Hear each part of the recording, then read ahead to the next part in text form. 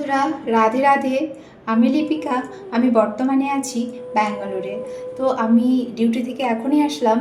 আর তোমরা তো সবাই জেনে গেছো আমার জেঠু আর নেই। তো তাই জন্য এখন আমাকে তো হলুদ তেল এগুলো খাওয়া বারণ। তো আমি আসার পথে আমার জন্য কিছু নিয়ে এসেছি। এবং এখানে দেখো, জানো তো ঘি নিয়েছি। ঘি, কারণ তেল খেতে পারবো না।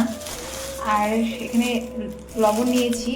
প্যাকেটটা নিয়ে নিই, কারণ প্যাকেটটা অতটা নিয়ে কী করবো। তো ওই লবণ তো খেতে পারবো না, তাই এই লবণ নিয়েছি। আর নিয়েছি খই। জানো তো, এইটুকু খই, ঠিক আছে, আমাদের বাড়িতে এমনিতেই বাড়ির হয়। আর এইটুকু খই আমি কিনে নিয়েছি 25 টাকা। ভাবো, এইটুকু খই।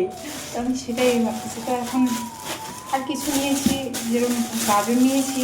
আর এগুলো আর এখন তো বেশি খেতে পারবো না, কারণ সেদ্ধ সেদ্ধ খেতে হবে। তো তাই জন্য তো এখন রান্না করব, সেদ্ধ ভাত, আলু সেদ্ধ দেবো আর ভাত করব। জানি না, আতপ চাল তো এখানে পাওয়া যায় না, আতপ চালটা পেলাম না।